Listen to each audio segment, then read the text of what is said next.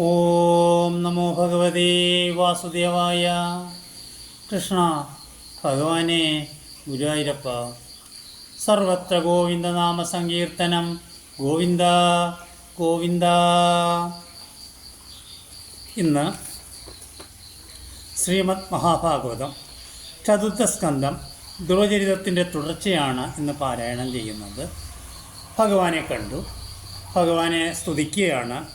യോ അന്തഃപ്രവിശ്യ മമ വാചമിമാം പ്രസുപ്ത സഞ്ജീവയത്യഖില ശക്തിധരാ സുധാംന അന്യാസഹസ്തചരണ ശ്രവണത്വഗാദീൻ പ്രാണാൻ നമോ ഭഗവതേ പുരുഷായ തുഭ്യം.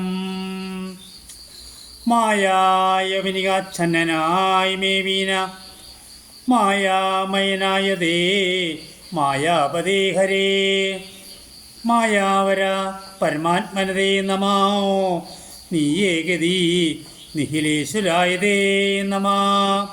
സത്യസ്വരൂപ സനാതനായ നമ. സന്മയ ഭക്തപ്രിയ വരദാനൈകതൽപര ഭുക്തിപ്രദ നിത്യം നമോസ്തുതേ. ഇതിൽ രണ്ട് വാക്കിൻ്റെ അർത്ഥം മാത്രമാണ് ഞാനിപ്പോൾ പറയാൻ ഉദ്ദേശിച്ചത്. വരദാനൈകതൽപരൻ, ഭഗവാൻ വരം കൊടുക്കാൻ താല്പര്യമുള്ളവൻ. ഭുക്തിപ്രദൻ, ആശ്രയിക്കുന്നവരുടെ വിശപ്പും എല്ലാ തരത്തിലുള്ള വിശപ്പും അടക്കുന്നവൻ എന്നുള്ള അർത്ഥത്തിലാണ്. പക്ഷേ ധ്രുവൻ എന്തിനാണോ ഭഗവാനെ തപസ് ചെയ്തത്, അക്കാര്യം ഭഗവാന്റെ ചതുർബാഹുവായ ഭഗവാന്റെ രൂപം കണ്ടപ്പോൾ തന്നെ മറന്നുപോയി. ഭഗവാനാണെങ്കിലോ ഒരുപാട് നേരം നിന്ന് അങ്ങനെ ഒരു ചാറ്റ് ചെയ്യാനുള്ളൊരു മനസ്ഥിതിയിലും ആയിരുന്നില്ല ഭഗവാൻ. തൻ്റെ ശംഖ് ധരിച്ചതായ കൈകൊണ്ട് ധ്രുവൻ്റെ കവിളിലൊന്ന് തൊട്ടു. അതോടുകൂടി രാജധാനിയിലും മാറ്റം വന്നു, ധ്രുവനിലും മാറ്റം വന്നു. ഇത് തന്നെയാണ് ഭക്തകുചേലന് സംഭവിച്ചത്. ദാരിദ്ര്യം മാറ്റാനാണ് ഭഗവാനെ കാണാൻ വന്നത്.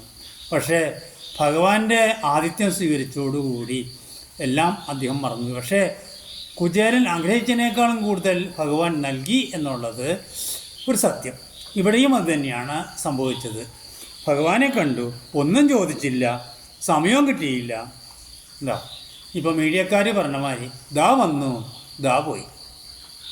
അങ്ങനെ രാജധാനിയിലേക്ക് വന്നു. പക്ഷേ ധ്രുവൻ പ്രതീക്ഷിച്ചതിനേക്കാളും വലിയ വരവേൽപ്പാണ് അവിടെ കിട്ടിയത്.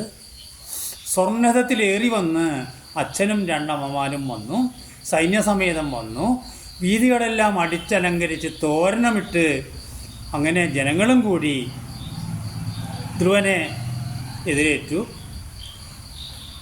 ആദ്യം തൻ്റെ സുരുചി അമ്മയെ, സ്വന്തം മാതാവിനെ അല്ല സുരുചി അമ്മയെ നമസ്കരിച്ചു. അച്ഛൻ്റെ കാര്യം പറയണമല്ലോ.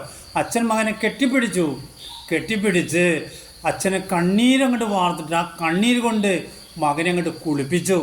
അത് കഴിഞ്ഞ് സഹോദരനെ ആലിംഗനം ചെയ്തു. അമ്മയെ ആലിംഗനം ചെയ്തു. സുരുചി മാതാവിനെ സുരുചി പറഞ്ഞു ദീർഘായുഷ്മാൻ ഭവ എന്ന് പറഞ്ഞു. അമ്മയെ ആലിംഗനം ചെയ്തു, അമ്മയുടെ മുമ്പിൽ നമസ്കരിച്ചു. അമ്മയുടെ അത്രയും കണ്ണീര് കൊണ്ട് അമ്മ മകനെ അഭിഷേകം ചെയ്തു. അങ്ങനെ കാലാന്തരത്തെ ധ്രുവൻ രാജാവായി. ദ്രുപദ അദ്ദേഹത്തിൻ്റെ അച്ഛൻ വാനപ്രസ്ഥത്തിനായി വനത്തിലേക്ക് പോയി. ഈ സമയത്ത് ഒരു കാര്യം സംഭവിച്ചു. അദ്ദേഹത്തിൻ്റെ സഹോദരൻ നായാട്ടിനായി വനത്തിലേക്ക് പോയി.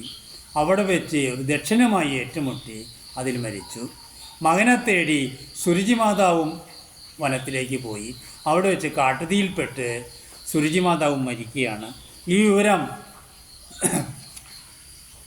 ധ്രുവൻ അറിയുകയാണ്. ധ്രുവൻ അവിടേക്ക് ഈ ദക്ഷന്മാർ അധിവസിക്കുന്ന സ്ഥലത്തേക്ക് ചെല്ലുകയാണ്.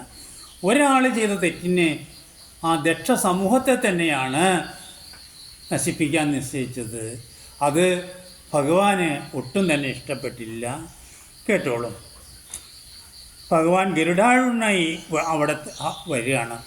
കാരണം അങ്ങനെ വന്നു കഴിഞ്ഞാൽ ദക്ഷന്മാർ മഹേശ്വരനെയാണ് ധ്യാനിക്കുന്നത്. മഹേശ്വരൻ ഇടപെട്ട് ധ്രുവൻ്റെ വംശത്തെ തന്നെ മുച്ചൂടും ചാമ്പലാക്കും. അത് വരാണ്ടിരിക്കാനായിട്ട് ഭഗവാൻ ഗരുഡാരൂഢനായി അവിടെ വന്നു. എന്നിട്ട് ഭഗവാൻ ഒരു ചോദ്യമേ ചോദിച്ചുള്ളൂ. കിമിതം നൃപതേ സാഹസം, എന്തിനാണ് ഈ സാഹസമൊക്കെ കാണിച്ചത് എന്ന് ചോദിക്കുകയാണ്. അവിടെ രാമായണത്തിൽ കോപാകുലനായി നിൽക്കുന്ന ലക്ഷ്മണനോടും ശ്രീരാമചന്ദ്ര പ്രഭു ചോദിക്കുന്നുണ്ട്, കോപമല്ലോ നിജകർമ്മക്ഷേകരം, കോപത്തെ അടക്കേണം ബുധജനം. ബുധജനം എന്ന് പറയുന്ന അറിവുള്ളവർ ഓരോരുത്തർ കൊലപാതകം ചെയ്യുന്നത് പോലും ഈ കോപം കൊണ്ടാണ്. കുറച്ച് കഴിഞ്ഞാൽ അവർ തന്നെ അതിൽ പശ്ചാത്തപിക്കും. അപ്പോൾ എന്തിനാണിത്? ഭഗവാൻ അവിടെ വെച്ച് ധ്രുവൻ സ്തുതിക്കുകയാണ്. ശ്രീവത്സവത്സവും കൗസ്തുഭരത്നവും ശംഖചക്രാബ്ജഗദായി ചാപങ്ങളും പീതാംബരമുടയാട വിലാസവും മീതേ വിളങ്ങിന കാഞ്ചന കാഞ്ചിയും. ഭഗവാൻ ഒന്നും കൂടി ഇത്രയും സാഹസം ഉണ്ടാകരുത് എന്ന് പറയുകയാണ്. അങ്ങനെ വീണ്ടും ഇവിടെ വന്നു, ധർമ്മരക്ഷാർത്ഥം രാജ്യം ഭരിച്ചു. തനിക്ക് വാനപ്രസ്ഥത്തിനുള്ള സമയമായി എന്ന് തോന്നി. തൻ്റെ മൂത്ത മകനെ രാജ്യഭാരം ഏൽപ്പിച്ച് അദ്ദേഹം ഹിമാലയ പാർശ്വത്തിലേക്ക് പോകുന്നതാണ്. പോകുന്ന വഴിക്ക് തീർത്ഥങ്ങൾ ക്ഷേത്രങ്ങളുമൊക്കെ കണ്ടു. കേട്ടോളൂ. തന്നുളേ നന്ദനന്മാരിൽ വെച്ചുൽക്കലവൻ തന്നെ വാഴിച്ചു താൻ സർവവിരക്തനായി സഞ്ചരിച്ചു. ഉർവിയിലുള്ള തീർത്ഥങ്ങളും മഞ്ജിതമാം മഹാക്ഷേത്രങ്ങളും കണ്ടു. ചെന്നു ബദരാശ്രമം പൂക്കവിടെ അന്നഹമാനന്ദമേ വീനവസിച്ചിടിനാൻ. തന്നുള്ളിൽ നാരായണ സ്വരൂപത്തെയും ധന്യപുരുഷൻ ഉറപ്പിച്ചനദിനം ഭക്തിയാ മനഃപൂജയും ചെയ്തു. മനഃപൂജ ചെയ്യാനായിട്ട് പ്രത്യേക ഹോമകുണ്ടമോ ദ്രവ്യങ്ങളൊന്നും വേണ്ട. മനസ്സിൽ ഭഗവാൻ ഉണ്ടെന്ന് വിചാരിക്കുക. മനസ്സിൽ തന്നെ പൂത്തുലഞ്ഞു നിൽക്കുന്നതായ ഒരു തുളസി ഉണ്ടെന്ന് വിചാരിക്കുക. അതിലെ പുഷ്പങ്ങളെടുത്ത് ഭഗവാന്റെ പാതാരബിന്ദങ്ങളിൽ അർപ്പിക്കുക. അങ്ങനെ അതിനു മുമ്പ് ചില കാര്യങ്ങളൊക്കെ ഉണ്ട്.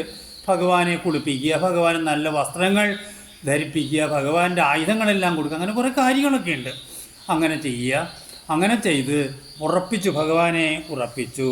ഭഗവാൻ പറഞ്ഞു, നിനക്ക് മംഗളം ഭവിക്കട്ടെ എന്ന് പറഞ്ഞു. അത് മാത്രമല്ല, ഭഗവാൻ പറഞ്ഞു എന്താണ്?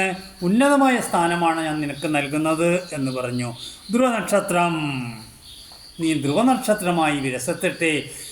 ലോകമുള്ളിടത്തോളം കാലം, പ്രപഞ്ചമുള്ളിടത്തോളം കാലം നീ ധ്രുവനക്ഷത്രമായി വിലസട്ടെ എന്ന് പറഞ്ഞ് അങ്ങനെയുള്ള ഭഗവാനെ സ്തുതിച്ചുകൊണ്ട് ഓം നമോ ഭഗവതേ വാസുദേവായ. സർവത്ര ഗോവിന്ദനാമ സങ്കീർത്തനം. ഗോവിന്ദ ഗോവിന്ദ. ഓം നമോ ഭഗവതേ വാസുദേവായ. കൃഷ്ണ.